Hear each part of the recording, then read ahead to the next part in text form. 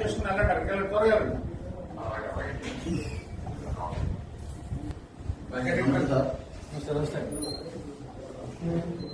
ఇంకా పోతుందా సార్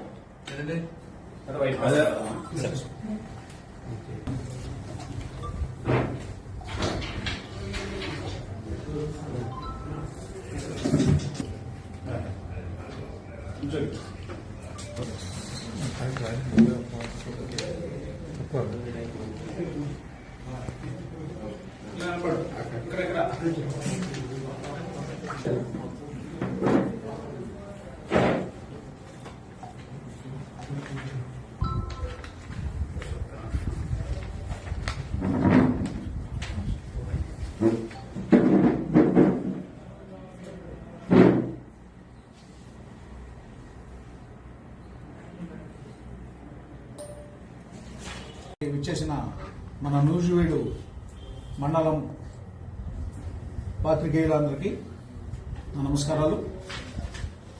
ఈ పత్రికా సమావేశానికి ముఖ్య కారణం ఇటీవల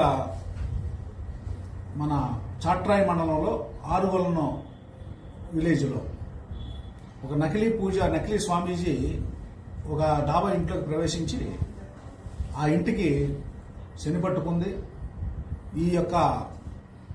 ఆ శని వల్ల ఆ యొక్క అల్లుడు గారు చనిపోతారు, ఆ ఇంటికి ఉన్న అల్లుడు గారు చనిపోతారు, అలాగే పిల్లాడు కూడా చనిపోయే అవకాశం ఉందని చెప్పి ఆ యొక్క లోపల ఉన్న మహిళల్ని భయపెట్టి ఇది కనకదుర్గమ్మ తల్లి యొక్క యంత్రాలు పెట్టి పూజ చేస్తే దానివల్ల వాళ్ళకి ఆ యొక్క అపాయం తప్పుతుందని, ఆ ఫ్యామిలీ సురక్షితంగా ఉంటుందని చెప్పి మాయమాటలు చెప్పి వాళ్ళ దగ్గర నుంచి 61,000 రూపాయలు తీసుకొని మళ్ళీ అక్కడి నుంచి ఉడాయించడం జరిగింది. అలాగే ఇంతకు ముందు కూడా అంటే దగ్గర 8 నెలల క్రితం మన నూజివీడు రూరల్ ప్రాంతంలో పోతిరెడ్డి గ్రామంలో కూడా ఈ సమ్మక్క సారక్క పూజలు చేస్తామని చెప్పి నమ్మించి ఒక 26,400 రూపాయలు ఆ విధంగా వాళ్ళ దగ్గర నుంచి తస్కరించడం జరిగింది. ఈ ఎవరు ఏమిటి ఇతను అనేది ఈ 2 కేసులు కట్టడం జరిగింది. దర్యాప్తు చేస్తున్న సమయంలో మన చాట్రాయి ఎస్ఐ గారు వాళ్ళ యొక్క సిబ్బంది, అలాగే మన నూజివీడు రూరల్ సిఐ గారి యొక్క ఆధ్వర్యంలో సాంకేతిక పరిజ్ఞానంతో మనము ఇది ఎవరనేది మనం తెలుసుకున్నాము. ఇతను మీ ఎదురుగుంట కనబడుతున్న ఈ వ్యక్తి ముద్దాయి తోరపాటి బాలయ్య, తండ్రి పేరు కొండయ్య, వయసు 37 సంవత్సరాలు, బుడగజంగాలు, పెరియగూడెం పంచాయతీ అండి. ఇతని అశ్వారావుపేట గ్రామం మరియు మన భద్రాద్రి కొత్తగూడెం తెలంగాణ ప్రాంతం అన్నమాట. ఇతను ఎక్కువగా ఏంటంటే ఈ సత్తుపల్లి, అశ్వారావుపేట, నూజివీడు, చాట్రాయి మండలం, ముస్లిం మండలం ఎక్కువగా తిరుగుతూ ఉంటాడు. తిరిగి ఇలాంటి పనులు చేస్తూ ఉంటాడు.